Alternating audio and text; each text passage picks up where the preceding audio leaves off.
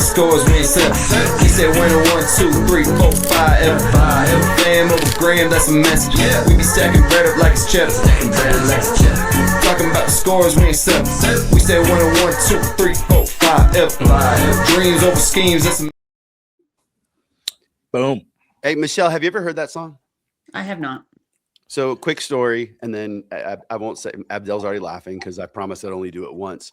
That's a band. That's a band called Bed Peddler.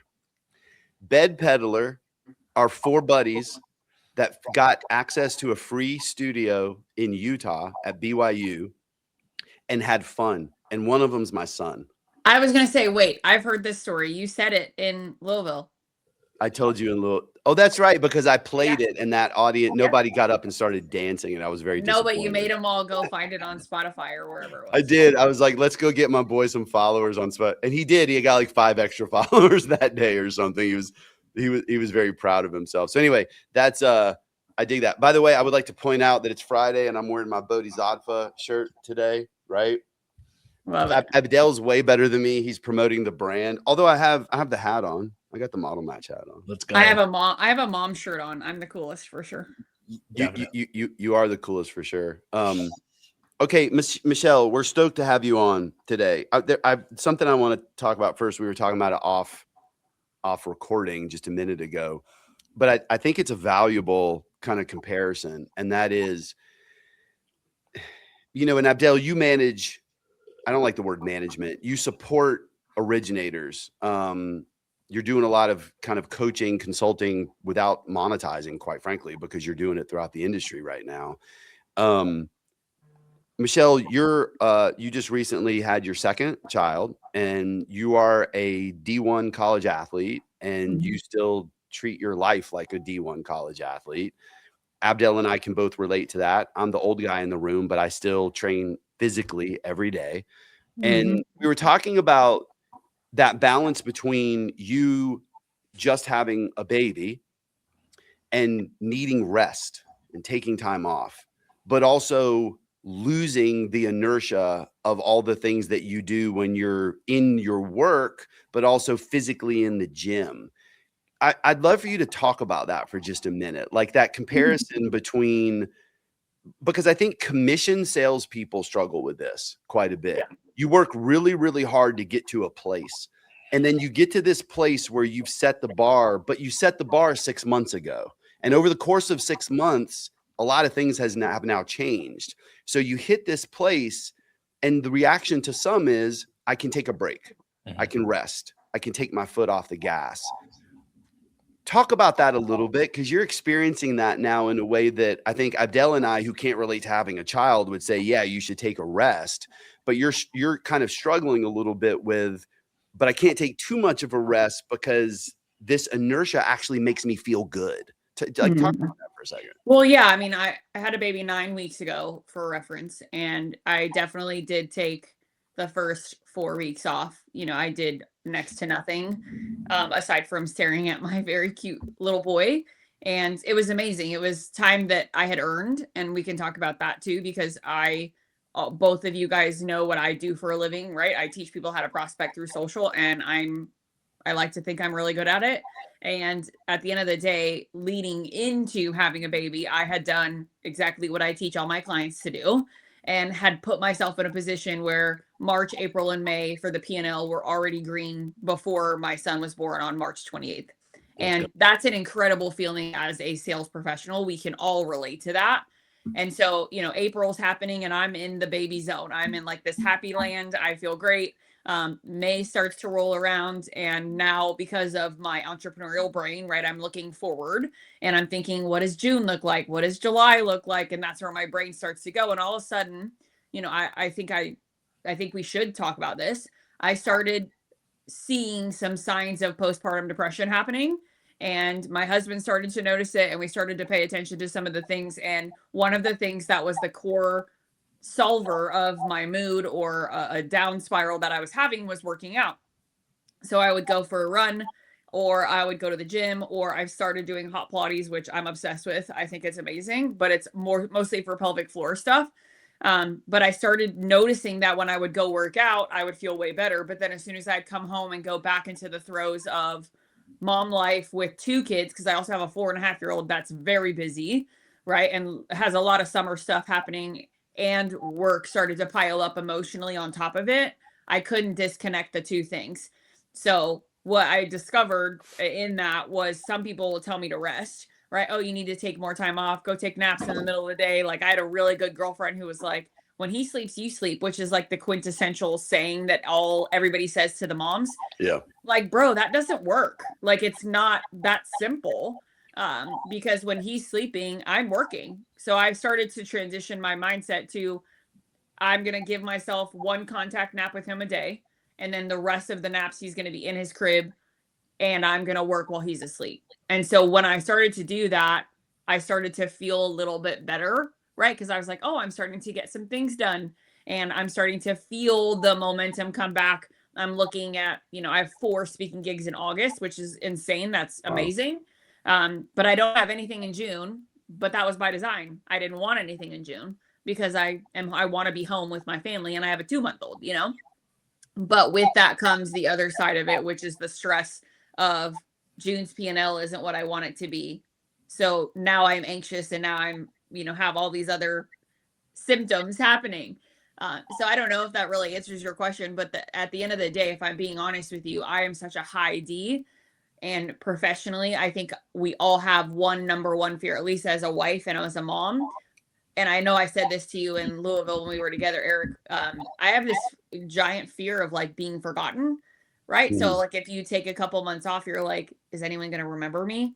Yeah. Which is stupid to say out loud that I even feel that, but that's the truth. Well, and Abdel, I think getting to know you so much over the last year or so, you've figured out a way to incorporate some of the things that are personal to you, like training or the time you spend in this beautiful backyard oasis that you've built at your house, and then be able to leverage the business side of it into it as well. And let me preface these questions and my thoughts by saying, look, I'm all for a separation of church and state from time to time, where you need to just be with your family and you need to just take a rest and you need to just be on vacation. But I think I have found anyway that it's a slippery slope where if you dance too far into the comfort zone, right, there's actually an emotional reaction to that comfort zone. And I'm not going to call it depression because I don't understand clinical depression. I've never had it. I know it exists, but this sort of negative emotional reaction that then makes you think you need more rest or more comfort or more time off, where the reality is the energy that's generated from the work, strangely enough, is what gives you a dopamine hit. So Abdel, you've really figured out a way to combine, even with your crazy Tesla, you figured out a way to combine the two. Yeah. First off, Michelle, appreciate you jumping on. You're actually the first guest ever. This was something that Eric and I always did, oh my gosh, answering, questions and stuff. So appreciate you. Well, I'm honored. Thank you. Absolutely. And kudos to you and congratulations on the baby. Thank you. So I always relate to this, right? We're talking about 3 of my favorite things, right? Which is 3 of the F's, right? You hear me say this, Eric, right?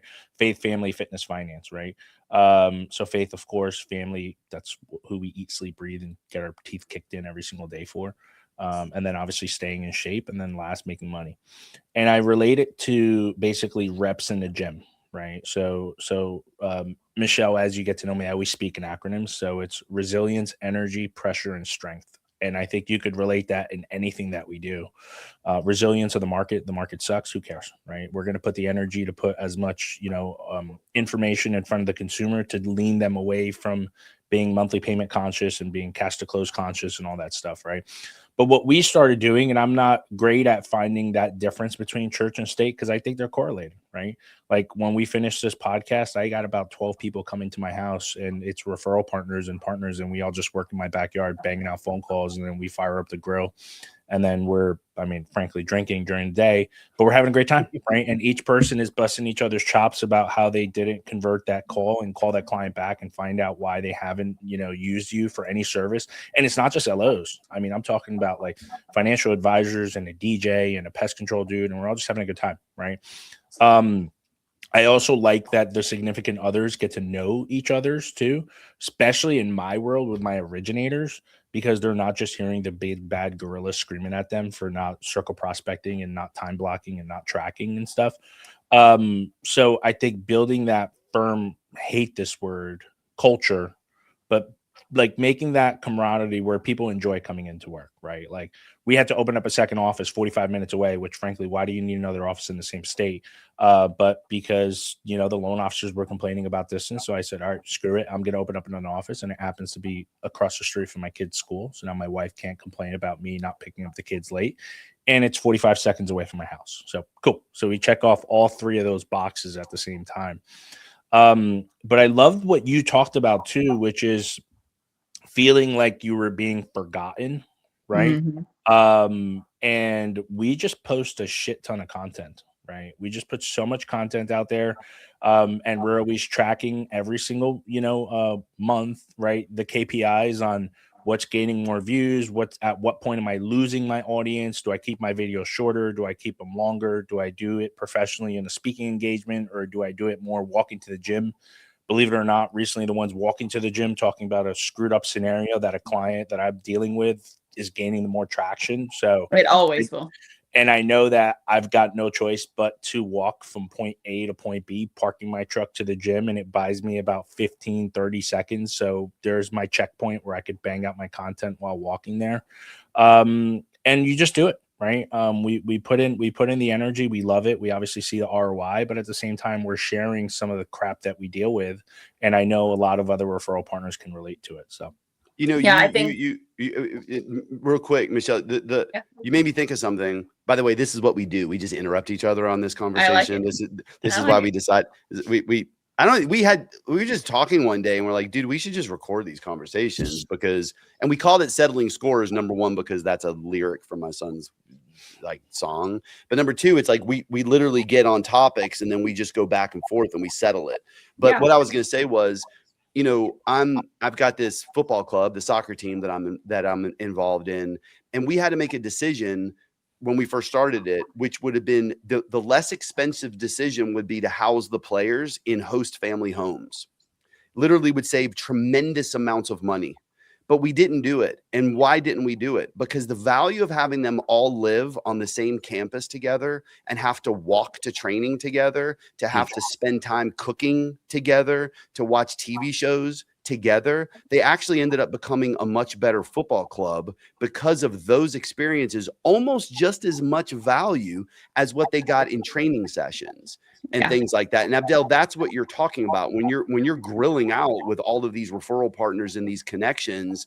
Yeah, you guys might be talking about 95% things that don't have anything to do with an actual loan, but it's making you that much more cohesive. You're solving problems you didn't even know you had. So Michelle, sorry, I know I interrupted you. No, you're fine. I just wanted to, because the way that Abdel described that is so, as far as being forgotten, is so true. And what I hear or heard is a better way of saying it from how he interpreted that is people have excuses for everything, right? Oh, I don't have time for that. I don't have time for that.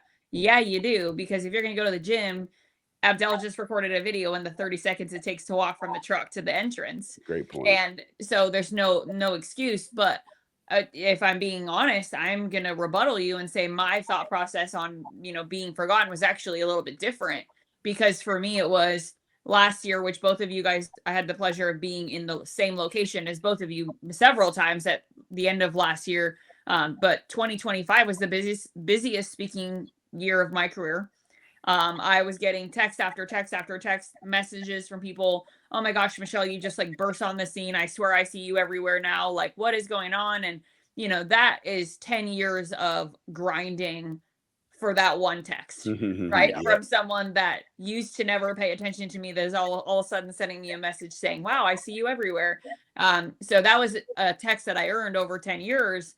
But then, and I wrote about this, and I think this is an important conversation. So I'm just going where my heart tells me to go. But I had an amazing year, and I'm very grateful for that. But then you go into, okay, well, now I'm supposed to take some time off after a massive amount of momentum had been built.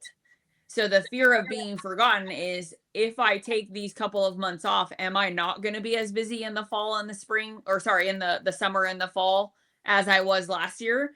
Because people won't remember me. And, we posted on social all the time. I had speaking reels and all kinds of things. So like from an activity standpoint, we were still there. But, was I going to get the emails? Hey, Michelle, are you available to come speak? Hey, Michelle, are you, and still to this day, full transparency, most of my speaking gigs, I still have to prospect. Like I still have to go get them. You know what I mean? So like I'm speaking at Originator Connect in August. I had to go get that, right? That wasn't just that didn't just show up in my inbox.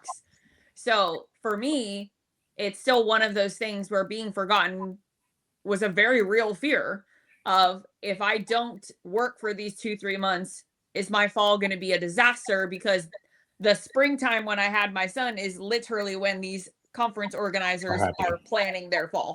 You know what I mean? I think so. I really want to point that out, and we should clip that up. Like Abdel's team does such a great job of getting us clips. A lot of people know who you are, Michelle, and they probably just assume that your phone's ringing off the hook and you've got 2 assistants that are just telling you where to go and what to do and where to be, and you don't have to do any sort of prospecting.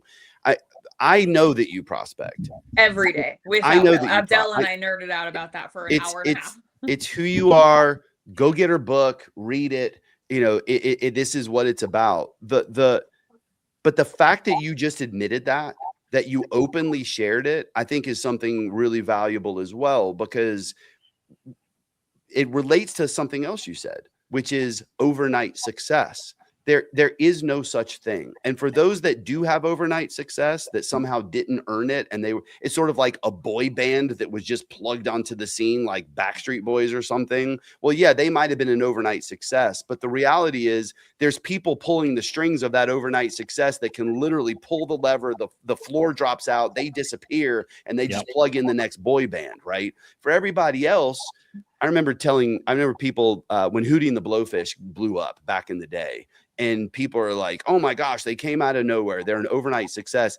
I was going to their clubs when there were literally 15 people watching them play, and Darius Rucker would come off stage and have a beer with you and talk BS. And you thought he's going to end up having to be an accountant or something like everybody else, because he's not going to hit it big. And then they blew up overnight. It was not overnight. I love that. So I'm going to go back to prospecting. Sure. So I think people still get a little confused by you, Michelle, if you ask just my feedback, and it's why you and I developed a relationship. We were on an advisory call for Momentum Builder a couple of years ago, and you said something about social media. And I think I just messaged you and said, we need to know each other, because you said something that was, I don't even remember what it was, but it was a little bit controversial around content, social media.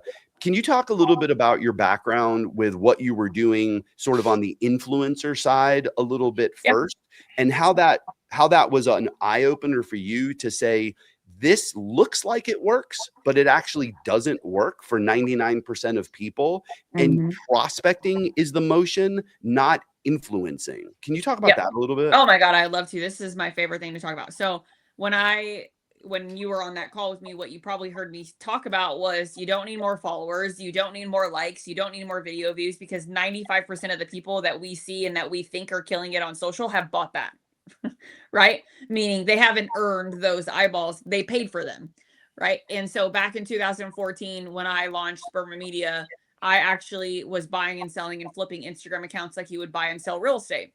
So I bought my first 2 accounts in 2014 for $22,000. And I sold them both in 2018 for just under 100,000 at roughly 96,000. So yeah, I had a really good return on them. And in those couple of years, I was selling ad space. So let's say a clothing company would reach out and say, hey, Michelle, how much for 24 hours? Right. And I would get paid to post that ad for 24 hours. And if my ad didn't create link clicks for the website for whatever this clothing company was on my page, then that company wouldn't send me any more money. Right. They'd be like, well, your page didn't do well for me. So in this process, I was also growing my accounts, right? So I had to go through the process of understanding how to grow and build them. It was called follow for follow and share for share at the time, which was very popular. And so I'm growing these accounts to the point where they were in 2018, where I could sell them for roughly $100,000.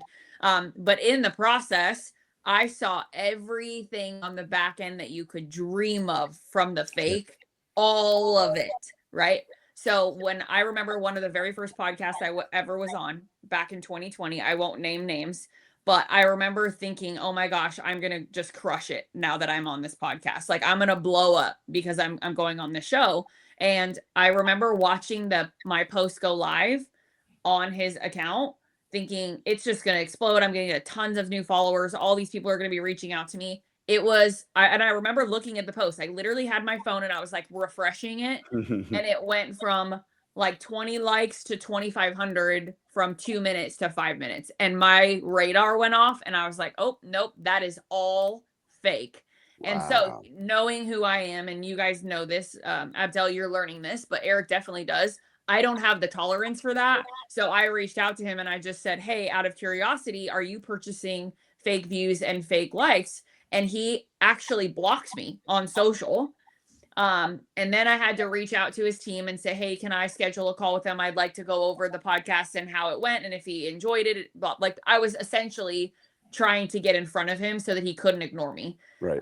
And I get on his Zoom link finally. And I asked him straight up and he's like, Michelle, I was so embarrassed that you called me out on that. And he then shut his account down about a year later and had to rebuild because I called him out. I was this super young girl in the industry that nobody had heard of. And I said, I will not tolerate that because you're lying. Like your integrity's missing. So fast forward to today, right? What does Michelle Mikel do today in 2026? I teach people how to outbound prospect using social as the vehicle, meaning you have to send messages and create opportunity with your social channels as the platform or sort of vehicle, if you will, of how to do that. Now, what do I mean? I send messages on LinkedIn, Instagram, and Facebook every day, right? And I choose whichever platform. LinkedIn's been very heavy for me right now because I'm very focused on C-suite executives at larger companies. So when I send a prospecting message, I'm using LinkedIn as the portal, but I'm sending the prospecting message to the C-suite executive that I'm trying to get a meeting with. But here's where the content comes into play, because this is what I also make sure that people understand. Your content cannot suck if you're going to be prospecting every single day. Because if it does, let's say I send Abdel a message on LinkedIn and he has no idea who I am. It may have been a beautiful message. I may have crushed it from a formula standpoint there. But he's going to click on my profile and be like, Michelle hasn't posted in a month or 2 months. And all of what she has posted is all in-house marketing, copy paste jargon. Therefore, I don't want to talk to her. Yep. Right. So my content does matter. If you're listening to this, your content does matter, right? You can't skimp on that. But most people only live in the content category. They don't understand that it's not going to just make you explode. Right. You may have one viral post that may get you one message from someone that you weren't expecting, that you may get a lead from. But the reality is, even me being in business now 12 years, I still have to go source my own business. My content does not just automatically end up having 10 leads in my inbox every day. It doesn't. So this is what the top 10% know, or they just do without even thinking about it. Abdel, it relates to you and so much of what you've talked about in conversations like this, which is you're the king of automation. You're the king of leveraging technology, including AI, to create efficiencies. But you're also the king of understanding you still have to do something. There is no set it and forget it. You don't build it, flip the switch, and let it just run. And when that is happening, to Michelle's point, generally it's smoke and mirrors. There's something that's being acquired in the background that is difficult to replicate or actually monetize. Talk a little bit about that, maybe, Abdel, as it relates to your world, because same sort of thing. It may not be specific to what Michelle spends all of her time on, but you're touching so many different points within the mortgage and real estate process that relate. Yeah, dude, I have never talked more on the phone or in person with people than ever before. Okay, stop. Yeah. That needs to be clipped. This is something people need to be really talking about right now. Look, I'm the tech guy, right? Apparently, I'm the data guy. I'm the one that should be selling. Oh, no. Just use this and you won't have to do anything. I suck at that because I still know to generate the outcome, you still have to do something. You just said, I'm making more phone calls than I've ever made. And it's crazy, right? We do, but we're also ridiculously regimented, and it comes from us being athletes in our past, all three of us, right? Where you're gonna get your workout in, you're gonna do this. I'm in the sauna. I got about 30 minutes to kill before my phone overheats. So which is but I'm going to do my updates every Monday, Wednesday, Friday to every single referral partner via email. That is not something that can be automated because every file is unique. So that's the first touch point. The next touch point is Tuesdays and Thursdays in between. I'm picking up the phone and having combos with them to the point where it's communication overkill, but no one's going to complain about being over communicated. They're generally complaining about being under communicated, right? And, leveraging technology and AI has been great from saving money and operational efficiencies and all that fun stuff. But it's still missing the human element. Right. It's still missing the pick up the phone. I just got off the phone with a client now, right? Just sold this property and now he's purchasing another home, right? One under contract.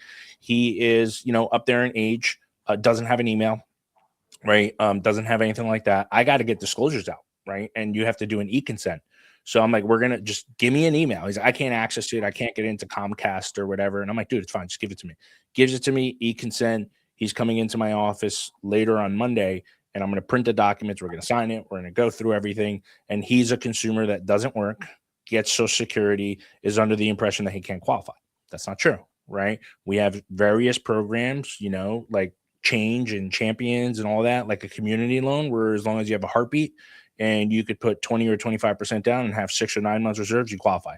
For that particular client, though, he doesn't want to get told that via AI. He doesn't want to get told that via a person. He wants to meet you face to face. He wants to see that you're going to meet me. I'm in a t-shirt and shorts, and I'm going to have a full-blown conversation with you.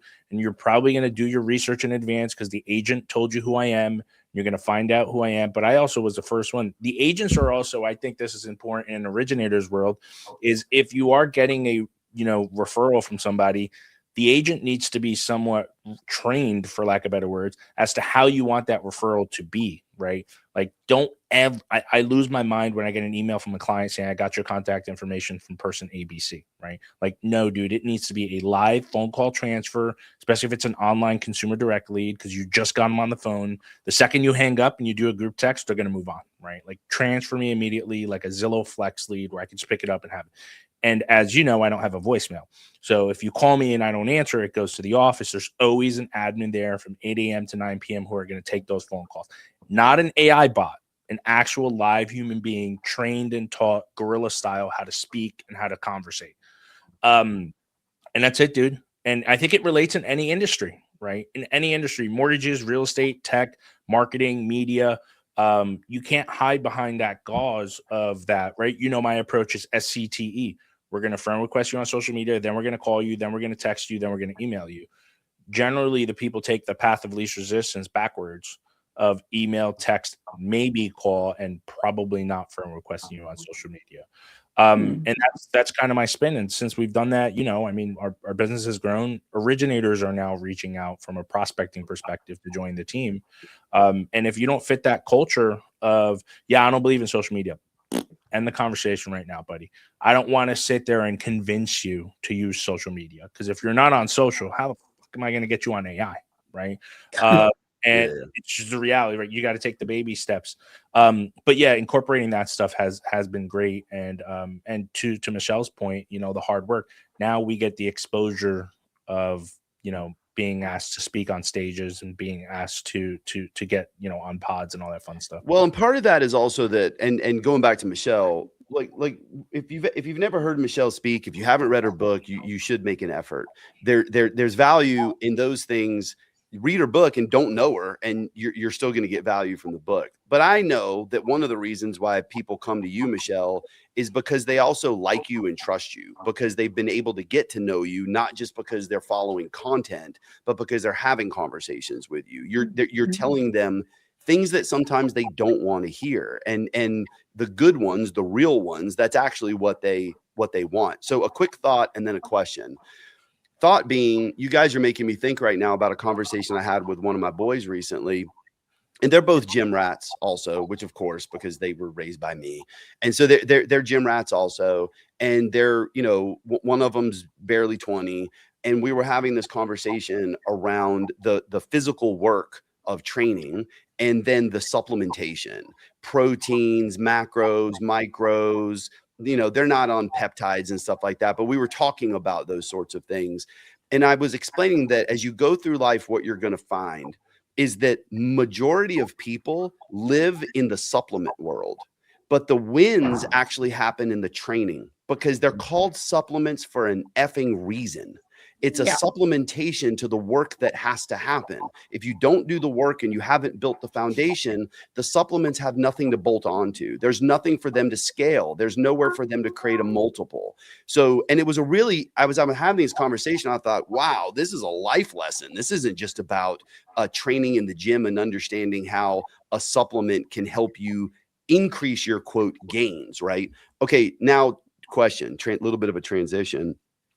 Michelle, you said something I want to come back to. You said that content can't suck. Okay, great. Well, I love that. Suck. That's an emotional term, right? It can't suck, but there is a statistical and analysis relative to the word suck. One of the things that you said was, I can't go to your social. For me, that's probably mostly LinkedIn. If you go to my social, like Instagram or Facebook, you're going to see a whole lot of Hickory FC stuff, because I kind of live in that world on that side. But in LinkedIn, you're going to see a lot of industry kind of things. So you can't disappear for 6 months. That's one thing. Number two, I was thinking you were going to say something like, your content can't suck, meaning your audio has to be good, your lighting has to be good, you have to say something utterly earth-shattering every time you do cut a video or whatever for LinkedIn. But that's not what you said. What you said was, it can't be bottled in-house marketing. So can you talk a little bit about, like, give us examples of what you see that suck, and then give us the opposite? Well, I mean, again, this might be one of those things that someone's going to throw something at the screen here, but I'm nothing if not honest, right? And I think that's one of the superpowers I possess, and why people like me or don't. You choose. But I have honesty tattooed on my body for a reason. So, and I'm not even joking. So one of the things I will say about in-house marketing is there's so much value in what they're doing in a lot of capacities. Right. Meaning like Abdel at Prime, for example, or I'm sorry, at PRMG, like you guys have a robust marketing team, right? They do so many things that are necessary for the loan officers. But what I believe, and my personal sort of thought process here, is they are one person trying to serve a multitude of loan officers, which in turn means that not every single one of those loan officers could ever in any capacity truly create their own personal brand. That one person doesn't have the bandwidth to do that. And if I'm being transparent about it, most of these companies are not paying these types of individuals well enough for them to care enough to stay. Right. So I remember when, way back in 2020, when I was really first starting, I was on Clubhouse. If you guys remember Clubhouse, the app, and someone had reached out to me from a company and was like, you'd make a great marketing director. And that sounded like a fancy title at the time. And you submit your resume and you get on this call, and the starting salary was $52,000. And I'm like, kick freaking rocks. No. Right.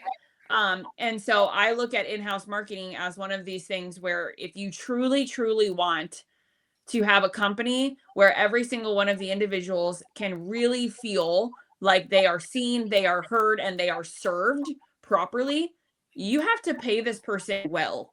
because I'm not going to do that level of work. And frankly, I just don't care for $50,000. I don't. And maybe Sure. you can find somebody who's willing, who's fresh out of college, but then you have the difference between the level of expertise that you're going to get from someone fresh out of college that's never done it before versus someone like me that's been in the industry for 12 years and is going to come in and say, don't do that, don't do that, don't do that, do this.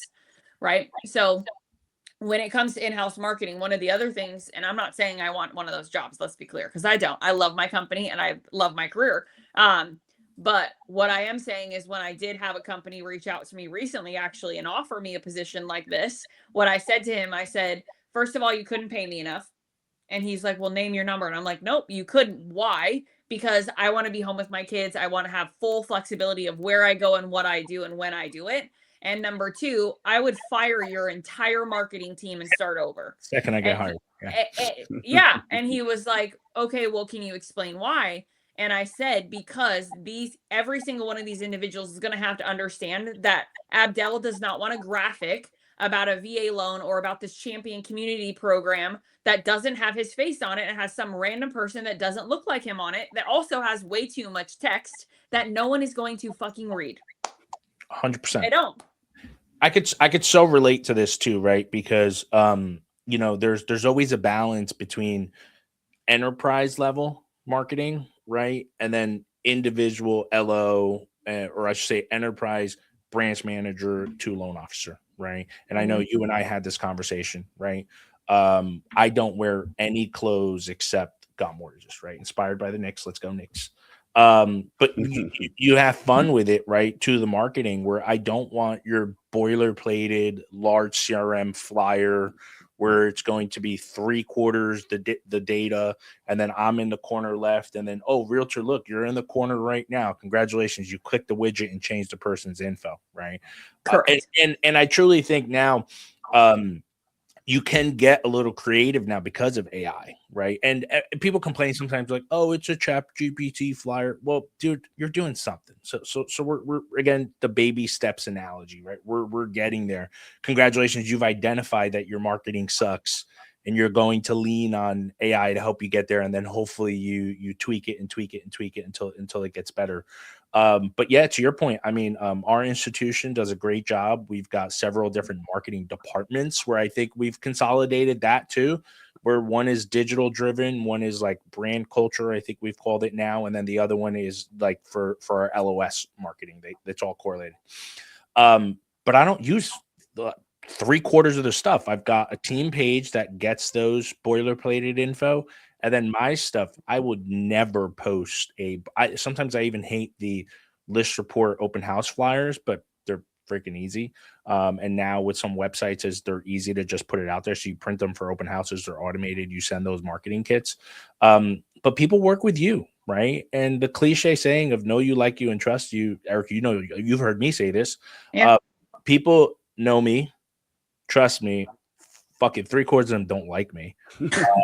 But they know me and trust me. So they know they're going to get the straightforward answer. They know that I'm going to be the first one to, if I got to go skinny on a deal because of the deal having to go through or because of the deal being sticky, or I have an 800 plus credit score, 30-40% down, I'm going to go skinny, right? There's just no way to cut it, toss it, turn it.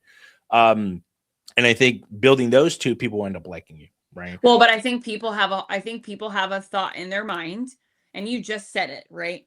I have this team page where I have all the stuff that goes out, but I would never let that on my account. Now think about this, right? Is people think that type of content is what is going to create opportunity for them on social. They do. They really genuinely do. I was on a sales call with someone yesterday who was on a webinar that I taught late last week and scheduled a call with me this week. And I went to her social, and literally every single piece of content, with the rare exception of maybe one with her husband and her kids, was these boilerplate templates. Now, I want to explain this in detail because it matters. I'm on this call with her and I'm explaining to her why this is not going to work and why we have to redo all of this. And she ultimately agrees. And she's like, yeah, I haven't gotten any business off of it. I had a VA that I was paying $500 a month and they were helping me produce content. And if you're listening to this and you're like, oh, well, that's me, I'm calling you out on purpose. Yes, that's exactly what I'm doing. Right. But so I'm going through this great call with her, explaining to her what it should look like, going through the 4 pillars of what we operate and how we coach clients through. Also telling her that she will get fully 100% customized branding, because that's how it should be, right? And you're paying for that. You're not paying for your in-house marketing copy paste that doesn't take any effort, right? You're paying because you recognize you have a problem and now you want to solve the problem. But the thing is that when I then said to her, okay, woman's name, have you also been sending messages, and are you intentionally on your platforms to create opportunity for yourself? She's like, well, what does that mean? And I explain it and I say, are you finding people that you want to connect with, and are you sending them messages on social? She goes, no, I never even open any of the apps. I don't have them on my phone. That's what the VA is for. You have a problem, a big one, right? And then after the call, we end up, the call goes great for the most part. At the end of it, she says, can you send me an email? I'm prepared to pay for this. Can you send me an email with the breakdown of all of it? Do you know what email I got from her 24 hours later? Do you know what she said she was going to do? What do you think? Oh, she's probably going to sign up. Nope, she did not. But why? Oh, really? No, my email from her was, well, my company has a pretty big in-house marketing team, and I actually have one of those people in my office. So I'm going to take a lot of what I learned from you, and I'm going to have her do it. Yeah, and I said, good luck. Right. Yeah. And that's not being disrespectful to me. That's like, you just said you have a problem with this in-house situation, and I exposed it. And now I'm telling you, here's the solution. And you're telling me, I see and I know that that's the solution, but nah, right? I'm going to keep going and doing more of what I've been doing. And yet I'm going to get the same results. So, the definition of insanity is what that is. Doing the same thing over and over, expecting a different result. Great point. I think the one part too, where, especially with our loan officers, right? And Eric knows I am not nice when I am doing my accountability calls, especially with my referral partners, is they haven't identified the value of marketing, where they haven't realized that, hey, if I do hire a business development advisor, if I do hire a coach, I could potentially get one extra deal a month, which is going to extensively offset the cost of that marketing expense, which is also going to spider web my potential referrals, because I closed the deal and now I went over the buyer's agent, seller's agent, buyer's attorney, seller's attorney, inspector, appraiser title. And until they get that brief taste of it, then they want to go all in, right? So, when we're actively doing recruiting and I ask that question, would you be open to contributing? And I would never charge them. Would you be open to contributing towards a lead flow where you're going to bring the business and I'm going to incorporate our marketing team in order to help you and stuff like that? And if the answer is no, fuck off, right? I don't want you on the team. If the answer is, I would love to see, what success you're having, then I'm going to geek out and share with you the analytics and show you that 19% of my business last year came from social media, which tells you that do it, dude. But I could probably say that to that individual example, right, was probably that person's like, well, why am I going to pay you to do it when I could just have this quote unquote large enterprise company do it for me? And she's going to easily, or he's going to easily find themselves having the exact same problem. Well, and so let me maybe hit it from the opposite perspective. I agree with both of you, but it's also in the way that it's presented, right? And so we're skipping steps here, because I know that Abdel, you do this, and Michelle, I know you do it as well. You're not going to spend a lot of time doing it. You're not going to stroke somebody or hold their hand forever. Like, they're going to have to make their own decision. But this industry is very much driven by companies, and all good companies. I'm not saying these are bad companies, that are explaining to the originator, who, by the way, is commission. They're not making 150 grand salary to just show up and do the things that a company would love to hold them accountable to doing. When you're commissioned, you do have rope. You do have the ability to make your own decisions about how you're spending your time and where you think there's ultimately value. But then there's a little bit of this confusion that gets created, because the value of your job and your compensation also relates to the value of the things that this company is going to be providing for you. So tech stack and marketing, let's just focus on those two things right now. If I'm making 100 basis points per deal, and that means that the reason I'm making 100 basis points is there's a formula that values the technology, the tech stack, and the marketing.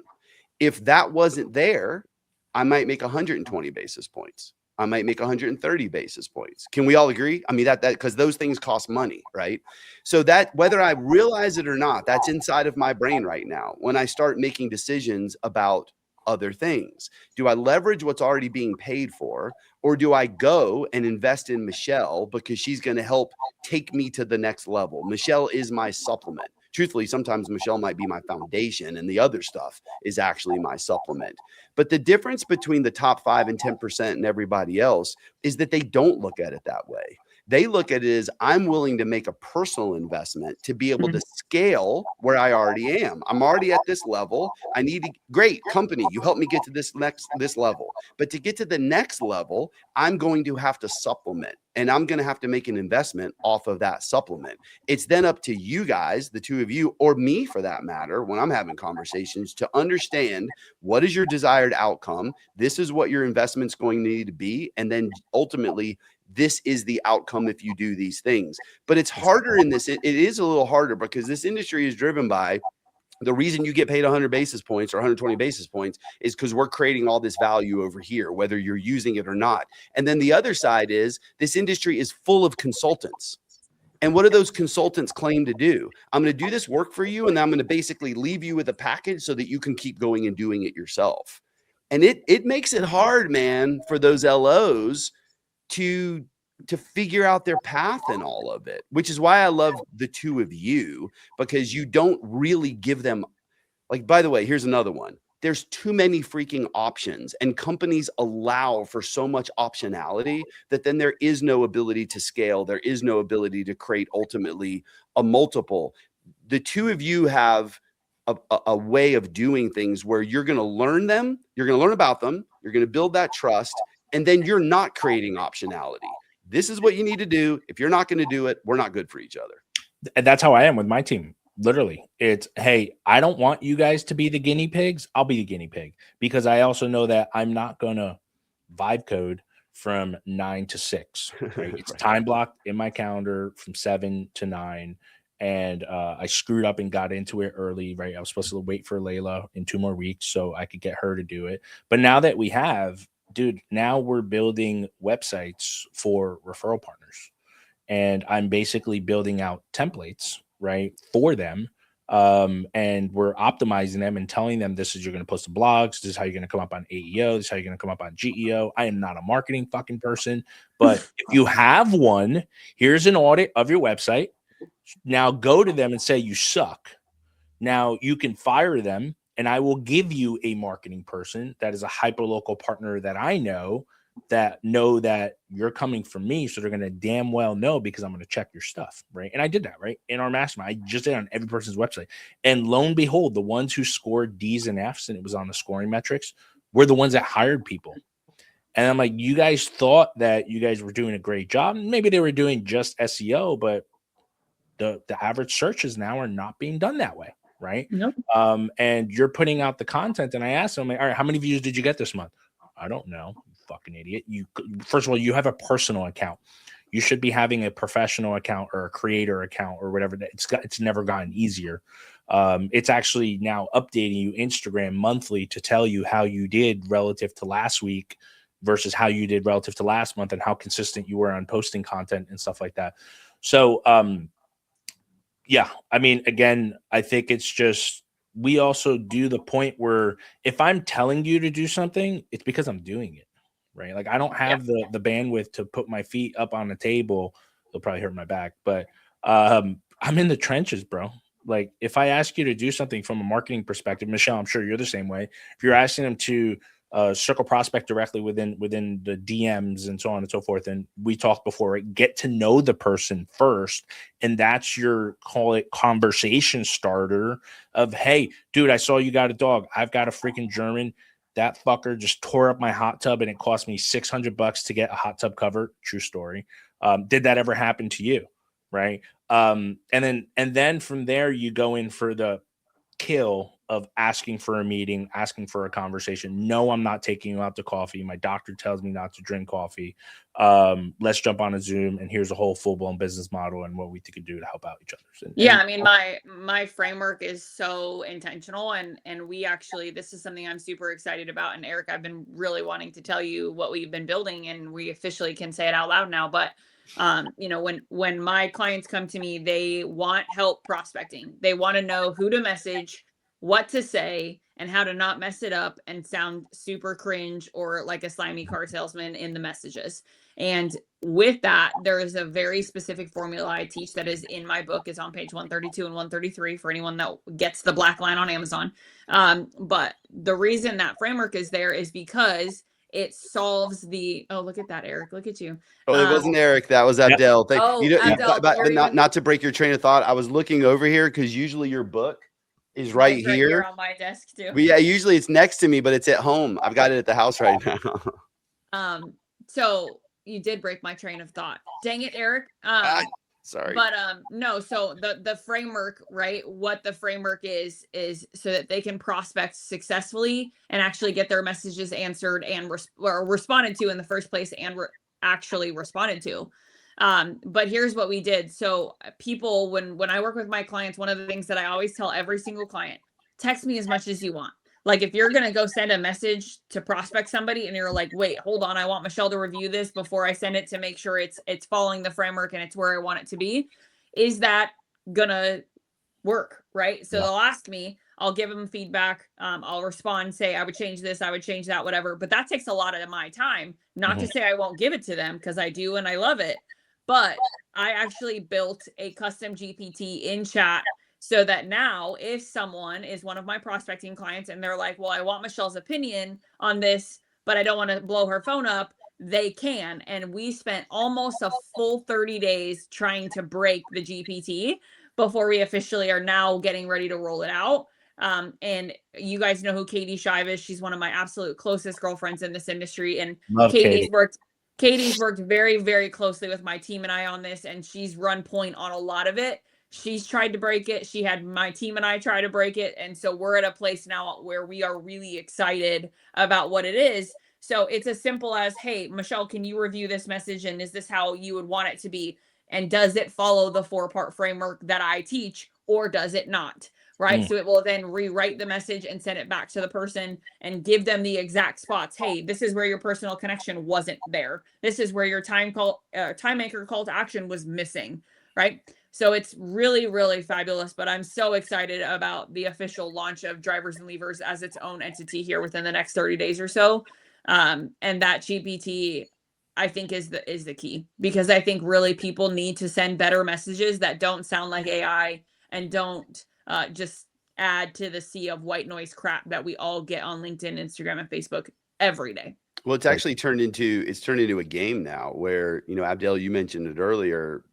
This week, I feel like I've heard more people commenting to me about people that have been influential in this industry that can also sometimes be a little passive aggressive on social media, quite frankly, that the industry quietly is starting to say, I don't trust this person that much anymore. Number one, because I'm kind of seeing this pattern. And number two, I'm noticing more and more of it is also being with bolt-ons that are AI driven.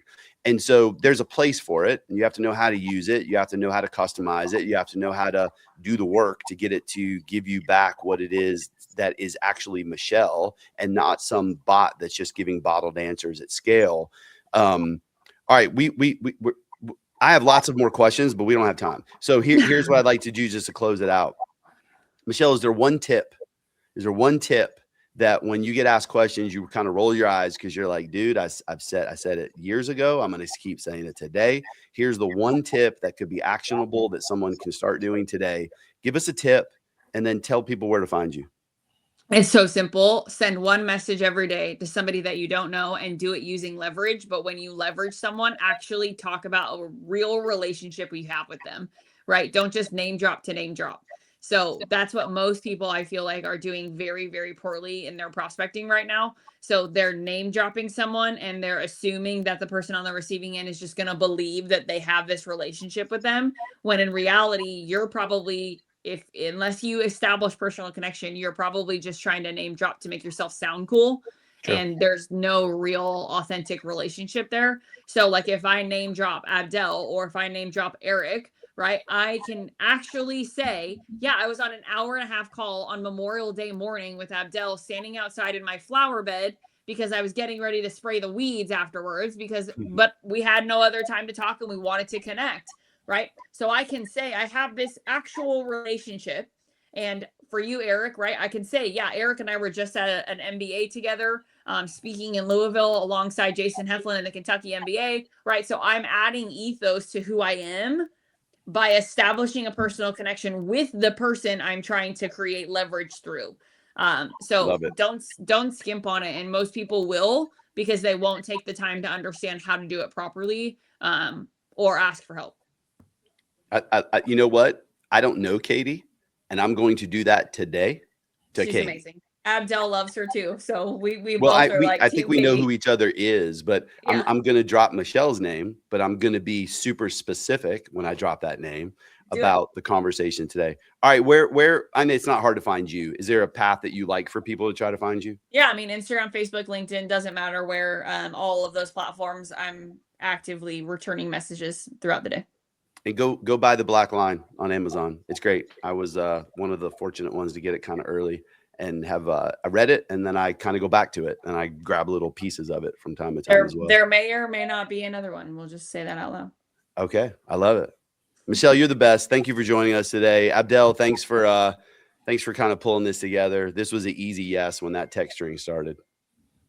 Best text string ever. Although neither one of you responded to my breakfast sandwich question. I'm kind of feeling sad about that. Well, I think because we could both probably use one too, but someone DoorDash it. No. Yes, I love it. All right, guys. All right, you guys are the best. See you.